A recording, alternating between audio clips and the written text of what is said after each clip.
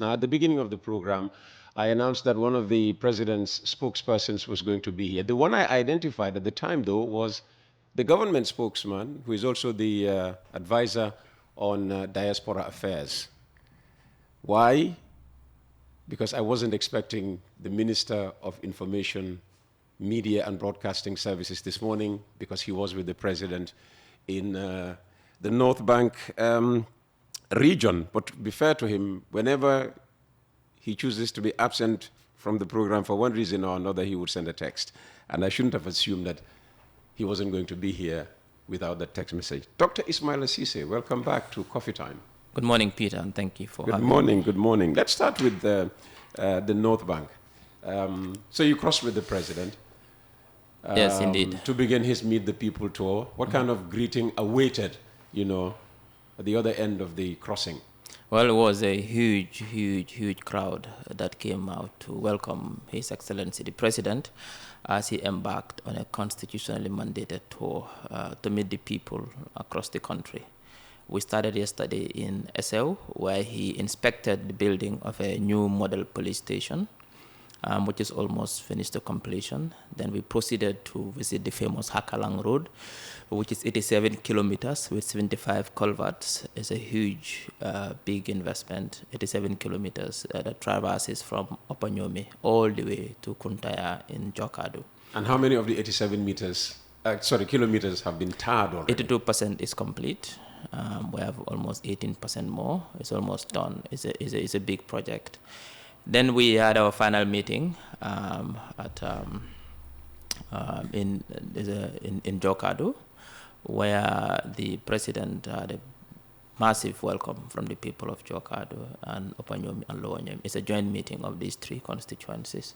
Well attended, very big meeting, and the highlight of the event was the distribution of $21 million to 51 young Gambians to engage in various agricultural projects. Mm-hmm. So 21 million is distributed among 51 young people. Mm-hmm. Roughly, I would say over $400 per person, mm-hmm, to engage in the rice value chain, in poultry, and in other sectors. It's a giraffe project. So the tour continues today. Okay, fantastic. How relevant is this tour? I mean, we had a commentary at the beginning of the program questioning the relevance of this tour. Extremely relevant. It gives the president the opportunity to meet the people, to meet the citizens, to meet the voters, people who elected him to deliver and discuss his aspirations for them, his vision, but also his in fulfillment of what is promised to them, his programs and his projects, ongoing projects. Also listen to them. In fact, the last word he said in his meeting yesterday, that he won't say much. He's there to listen to the people he is servant to, the people who employed him, if I may quote him. In fact, he said, I'm here to listen to you, you who employed me to serve you. I'm here to listen to you, to tell me exactly what your challenge is. I'm here to listen to the farmers, to the women, to the young people, to know exactly how I should now design my policies. So he's there to serve. It's a very relevant tour. He listens. Farmers were discussing their challenges. The people of Jokari were discussing their challenges as well. It also gives them the chance to interact with the people, to know exactly what they're, but also tells the people his vision. And also they can also hold him accountable, because remember, this tour is happening every year. Whenever he goes, he makes promises. When you make promises, you have to fulfill those promises. So when you go back, to face them that, look, last year I came here, this is what I promised, and I've delivered. So it's a very, very relevant tour. Okay, and what were some of the issues that came up on day one? What did the people of Jokaru, the people of the surrounding villages who assembled, in front of him, request of him? Well, one of the important things is that I think that particular they don't have a senior secondary school up to grade 12. Oh. They only have so the president promised yesterday they was going to extend that particular school to a grade 12. That was a promise he made. But also one of the things that came out was that the groundnut season wasn't very good. Some of the groundnuts have an issue by some farmers. We don't know whether it is sporadic or whether it is it cuts across, whether it's system. We don't know what the problem is. So what NARI is doing now is to do research to find out, because we have enough water, they had good fertilizer, so we really don't know. But some are saying that, particularly those who planted late, that their groundnuts really didn't come out well. That was one. But also in Jokadu, they also wanted more roads as well. And that is something that the president is looking at, because what this government has done under the leadership of His Excellency is that we've built more roads. If you combine both the First and the Second Republics, his government has built more roads. But it's never enough. With citizens, they always have demands to make. But again, these are the three key things that came out. That is roads, because electricity, they're not complaining of electricity. Nobody's talking about electricity, nobody's talking about water, because these have been, if you go to all these villages, they all have electricity now. So electricity is not an issue. You see electricity poles, grids in places far, far away, places that have never enjoyed electricity before since independence. Now they have electricity.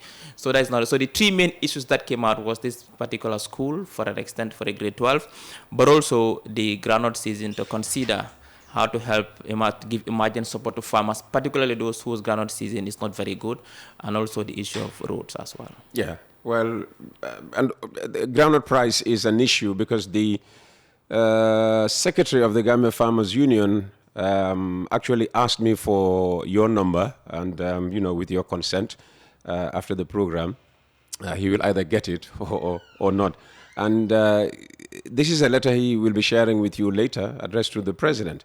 Proposed prices for farmers' products. Your Excellency, on behalf of the Gambia Farmers Union, I wish to extend my gratitude for your continued support of the agricultural sector and our farmers. In light of the recent market dynamics and input costs, we are proposing the following as fair purchasing prices for this year's crops to support both the sustainability of farmers and the affordability of food items for our citizens.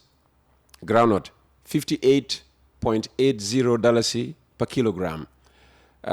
Broken groundnuts, $123.35 per kilogram. Corn, $50.50 per kilogram. Coarse maize, $35.75 per kilogram. Bambara groundnut, $120.60 per kilogram. Unbroken rice, $40.25 per kilogram. These proposed prices are based on current market conditions, production costs, and the need to ensure the economic well-being of our farmers. We believe that these prices will provide fair compensation to our producers while maintaining stable prices in the local market. We hope for your favorable consideration of these prices and look forward to your continued support for the agricultural sector. When the president travels, people like, the secretary of the Gambia Farmers Union, what chances, what opportunities do they have to meet him face to face? Well, huge opportunities. The president is one of the most accessible presidents in the continent, and we all know that. And he more listens. Accessible than Paul Kagame, of course, who I hear, would be driving by, young children playing football, and he would come out of his car and encourage them. Well, the president does that. When he was in Bankamang recently, he would engage and interact with the people of URR very freely. So, he's very accessible. I think he's here to listen to the farmers. I wouldn't see any issue with the someone of his. You'll have his number. Yeah, and, of course. I'll share my number with him. He requested your number, I'll give him a call. And I just don't give people's numbers. Of course, like that. I will do that. But just to be fair to the government, I think the farmers' input costs have significantly gone down because of government subsidies in seeds, government subsidies in fertilizer, and also government support by making sure that they paid for tractors to clear almost 9,000, I think it's 9,000 hectares, if I'm not mistaken. I don't have the exact, but they've really helped farmers to clear their lands for free. They've also helped farmers with seeds, which is a government subsidy in hundreds of millions of dollars. Of $1.5 billion was spent on subsidy for fertilizer. Remember, the price of fertilizer was $2,600 a couple of years ago to now $1,150. So government has done everything to reduce the farmers' inputs. Now, however, when it comes to the prices, I'm happy that he's saying it's a proposal, because the prices in the markets prices of cereals are determined by many conditions in the market. So I think what I know, what the president said yesterday when asked by a journalist, what is his great news for the people, he said he's going to keep that very close to his chest, that when it's time for him to announce the good news to the farmers, he will announce the good news. I believe that he would really give a fair price to the farmers. Okay. So the president is for now silent on farm gate price of all the various crops. Yes. All right. And, earlier on you mentioned the request for a senior secondary school. How timely that that was coming just hours after the president finally, it has to be said, appointed a minister of basic and secondary education. I know you're here to talk about that, plus, a new ministerial creation and all of that. So we'll let you have the floor. By the way, let's just introduce your colleague. And my brother. And your brother. Yes. You must have missed him. I told him yesterday that I've missed you. A lot. You must have missed him a lot. Ebrima G. Sankareh. Thanks. Good to have you back. At some point, I thought you had, abandoned the country of your birth. Well, no, not really. Well, it's good to be back. Thank you, Doctor. Thank you, Peter. Fantastic. Yeah. Fantastic.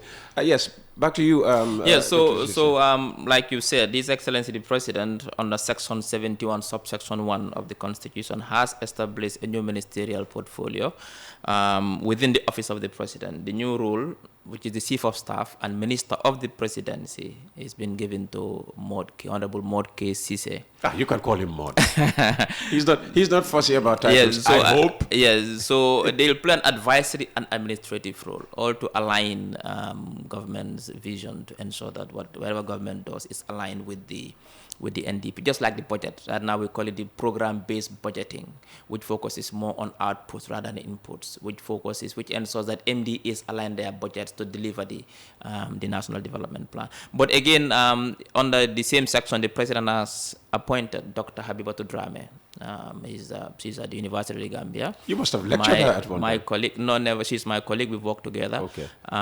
She's not too young to be lectured by you. I was the Director of Student Affairs. When I resigned, she became the Director of Student Affairs. So we've worked closely. We've been to Accra many times. That's a good position to have. I'll apply for Director of Student Affairs in order to become a minister eventually. So she's a very good colleague. She's the new Minister of Basic and Secondary Education. In the same vein, under the same power, the President has appointed Mr. Lamin Jabi, the CEO of the Gambia Submarine Cable, as the Minister of Communications and Digital Economy. You must be very sad. You were enjoying that ministry, overseeing it, weren't you? Well, sad, no. I think the person they've appointed is competent. I think he can do the job, better job than I can do. So I'm happy that at least we have someone in the ministry who understands the sector and who will deliver. That is the most important thing. Fantastic. Fantastic. The other updates are that we've discussed the Meet the People store.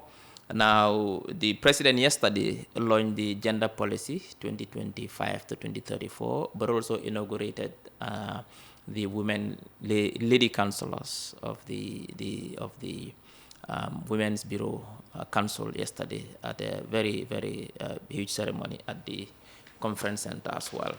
And then also, the president also signed the Trade Logistics Charter, spearheaded by the Tony Blair Institute and the Ministry of Trade. What this does is to bring efficiency at the Gambia Ports Authority to ensure that container times are reduced significantly from 20-something days to 5 days. This will also impact on pricing. 28 days, I hear. From 20 to 5 days. Now, this trade charter will bring more efficiency into port handling. How will it do that? I mean, the port is still the small space it is, leading to all this, all these congestion issues. Sometimes space is not the issue. Remember there's a dry port along Bond Road, which also absorbs some of the pressure.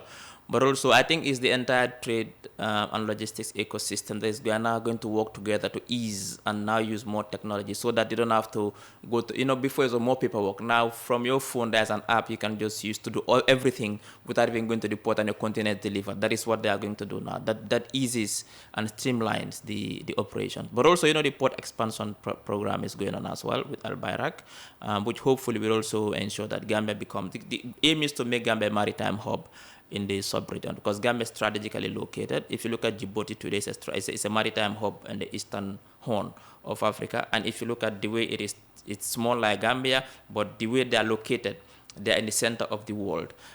So Gambia is strategically located. Gambia can be torn, and this is His Excellency President's vision, to transform Gambia into a maritime hub, but also to transform it into an aviation hub. That is why part of the plans the President is planning is to now overhaul the airport to ensure that the Banjul International becomes an aviation hub.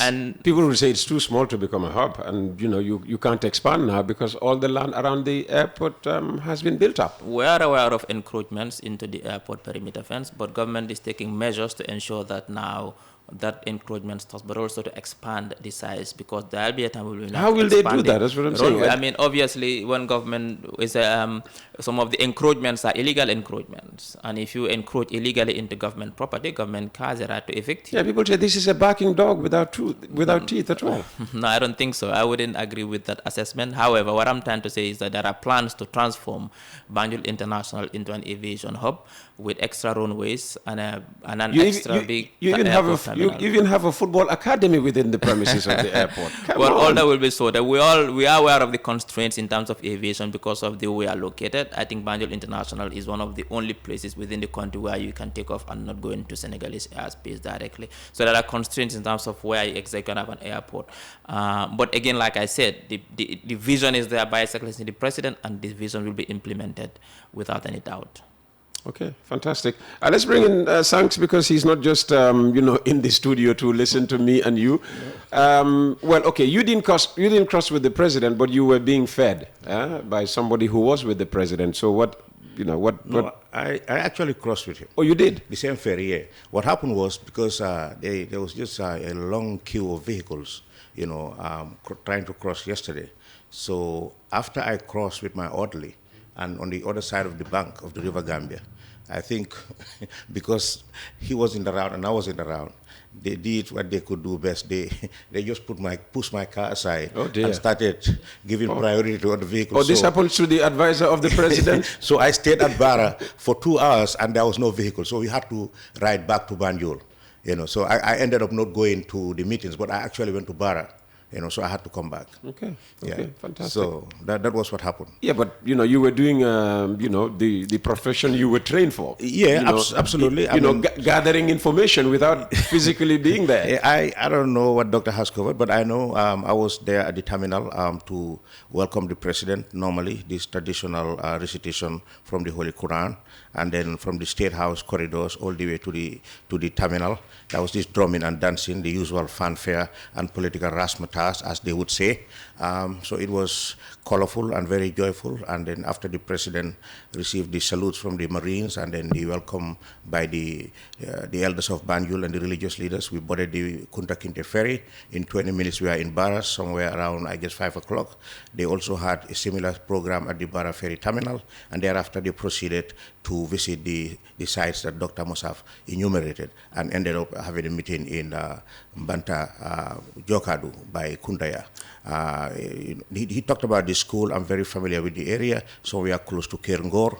All those peripheral villages depend on this particular school. And for all these years, they've had only up to grade 9. So they have all these catchment areas that they call places that would feed the school with students. They had to struggle and attend schools outside of their jurisdiction. So this was the main problem. So now that the president has come to the rescue, that they're going to have up to grade 12, it is significantly going to reduce the boredom of these students trying to relocate into places, far and new.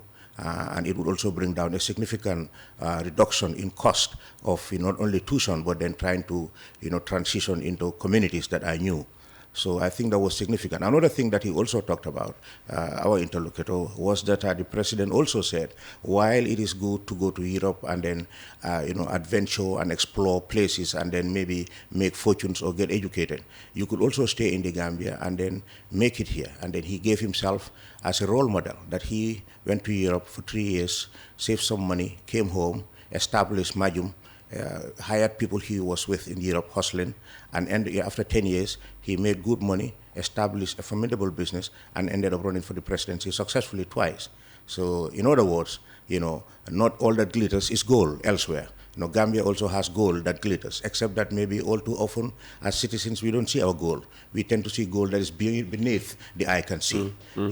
So I thought that was significant from the president's mouth. I mean, this is, this is positive, emerging from, the commencement of his Meet the People tour. Yeah. But I'm going to ask the same question I asked Dr. Ceesay.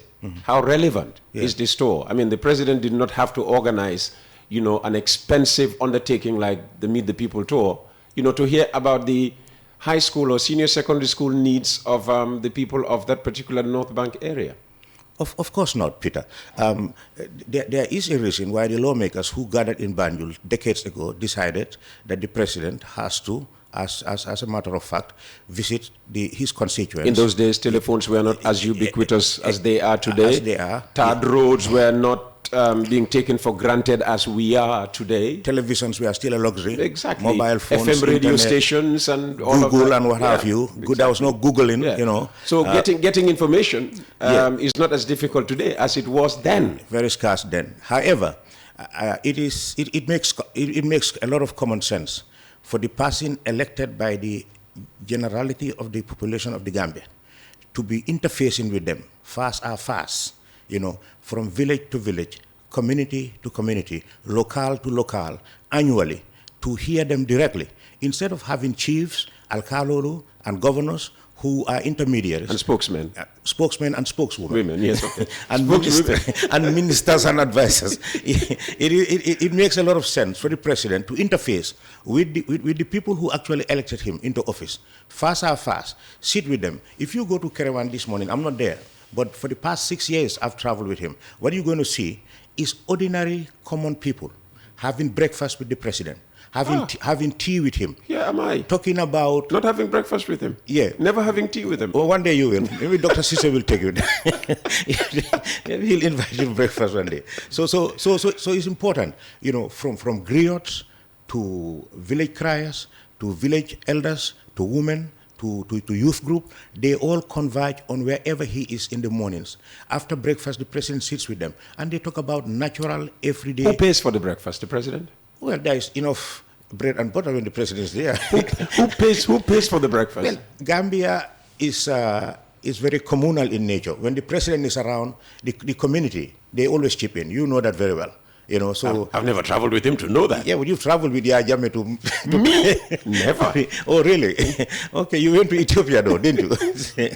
Yeah. So by and large, this is what you see every day. Honestly, from Bara to Kerewan, going across the entire spectrum of the tour, of the presidential tour. That's what you see. The presidential retinue, ceases to be a normal retinue that you see in Banjul. It becomes a melange of locals and the glitterati and the literati from Banjul. The Dr. Ceesays and the doctors, and plus ordinary villagers. And critics would also say it puts pressure on the people because they feel obliged, to make presents to the president. So they give him livestock, they give him all, produce from their crop. This is a man who lacks nothing. Okay, that is one point of view. Conversely, I can also argue that it also puts pressure on the president and his government to see the real or the realities on the ground. Instead of governors sending you cables and communiques, now the people bearing the brunt of the pain are sitting with you on a daily basis, telling you exactly what they go through. So while that may be true, equally true is that it also puts pressure, formidable pressure on the president to realize that there are people in the Gambia who do not still have clean drinking water, who do not have clean potable water. There are people in the Gambia who still struggling. They walk to school. They have no school transportation. There are still people in the Gambia who don't have communicable roads. That is a fact of life. There are still people in the Gambia who are managing to scrape a living a day. They couldn't have 3 square meals a day. These are realities. I was born in Serekunda. I grew up in the provinces. I've traveled the provinces, very vastly for the past 7 years. And I have seen differences. And I've also seen not so significant differences. That is a fact of life. So the president coming face to face with the people also puts pressure on him to double up, to work harder and aim higher. And Dr. Ceesay, I'm sure you've criticized, the Meet the People tour when you were in active opposition as being converted into a political event rather than actually the president going out there to hear about the problems of some of our compatriots in the rural areas, particularly farmers, and helping solve some of their problems. The politicization of the Meet the People tour. Well, I'm not sure if it's politicized.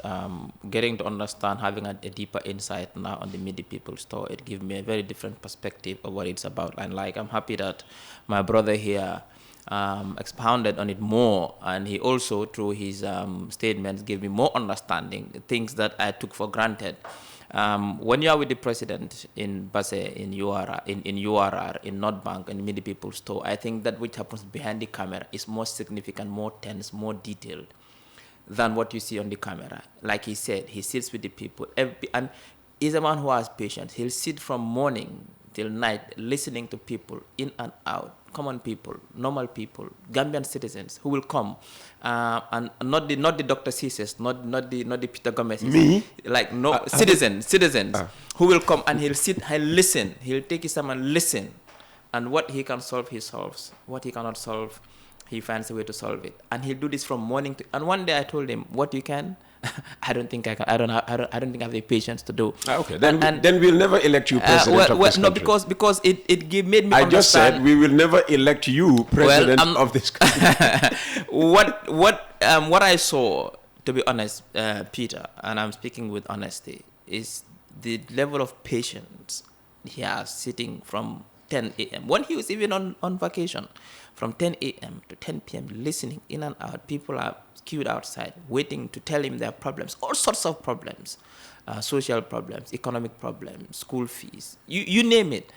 And he listens to everyone. He has that time for every Gambian. So this, like Sang said, is an opportunity to also to interact with the people, to know exactly what they are thinking, what Lunyo Dunda, okay, Senbir. It's very important. But before I just close, Peter, the Minister of Finance, has laid before the National Assembly. I was coming to that. I was just going to say before you leave, I mean, the budget has been presented, before the National Assembly, and it's already coming under heavy criticism. Yes, it started from within the National Assembly. Indeed, I understand that, but I think let's look at the bigger picture.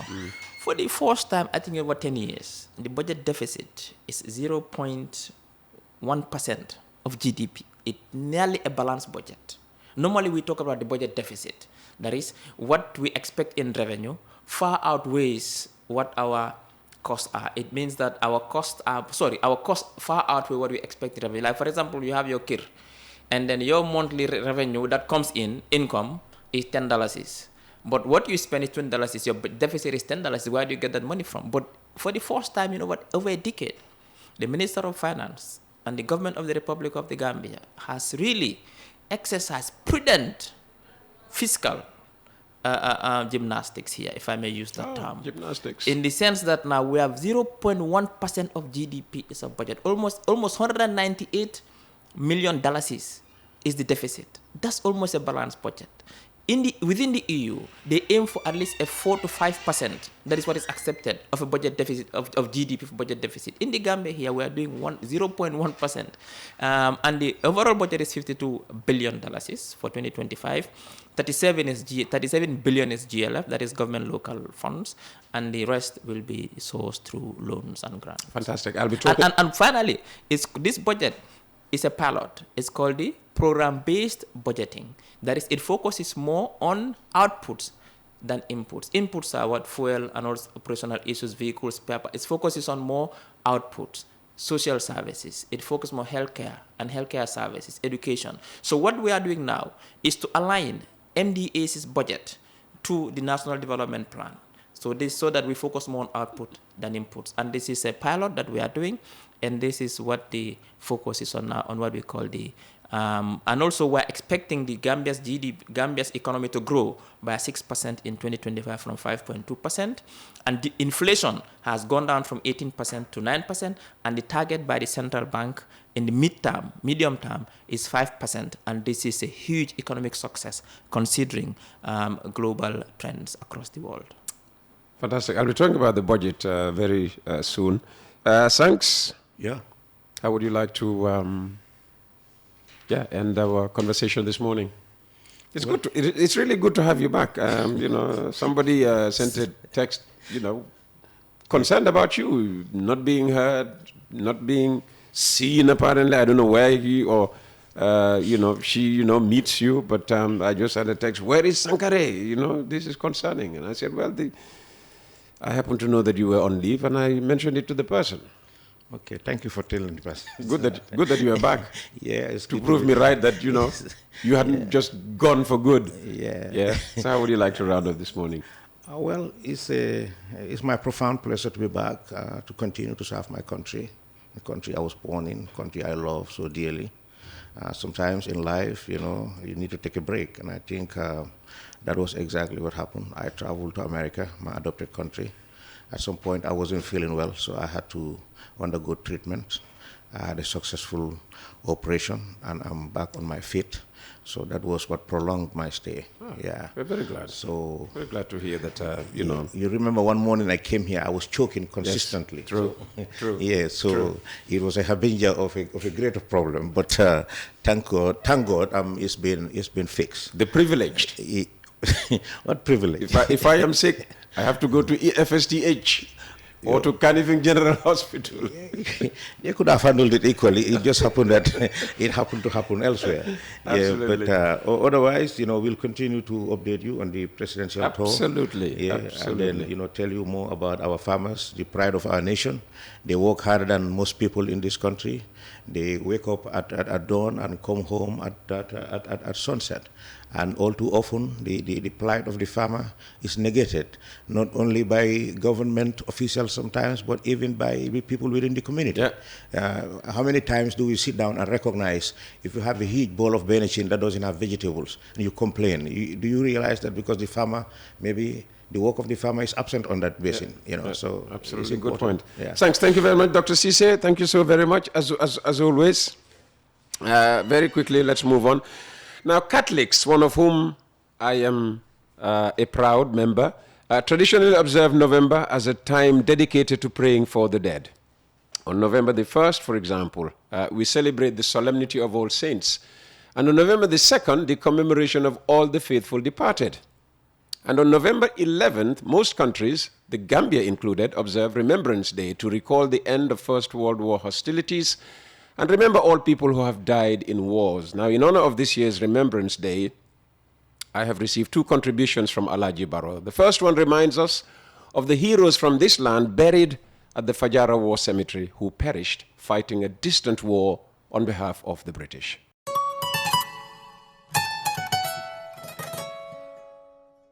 And I remember a lawyer once saying to me, it's very risky to invite a lawyer to a live program. And I didn't understand what he meant at the time until this morning when Salieu Taal was supposed to be my guest actually from 9:30 o'clock. It's 6 minutes after 10 and he's just arriving, and his excuse, he was in court. Actually, not excuse, reason. Sal, welcome. Welcome. Thank you very much, Peter. I would like to extend my apologies. No, that's all right. It's okay. At least you made it. Yes. At least you made it. Lawyers are like reporters. Sometimes you just sit down and then, there's news breaking somewhere and you just... And you know who controls the court? Who does? The judge. Ah. So the case was supposed to start at 9 o'clock and I was there by 8:30. And the judge came in at a little, 30, 40 minutes. Late. Well, I wouldn't say late, Oh, okay. but she came and then she delivered her ruling, and I drove straight away down Okay. to West Coast. And then there was the issue of traffic, of course. Yes. Very good. Welcome. You want to talk about the 2025 budget estimates?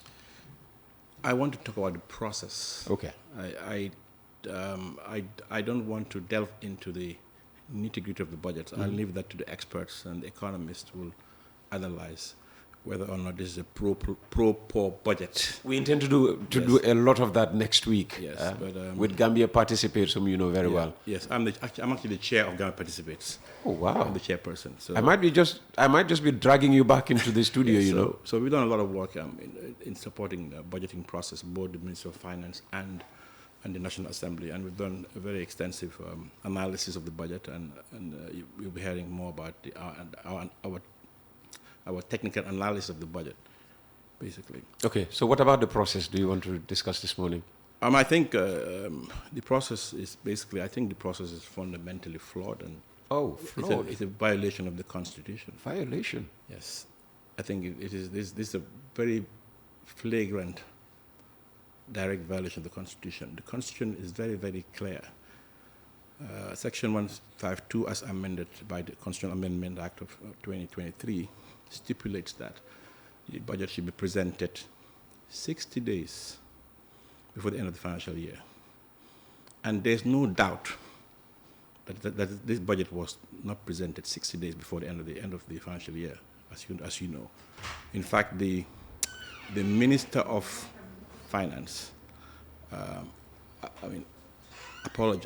apologized. And did mention that he was constrained.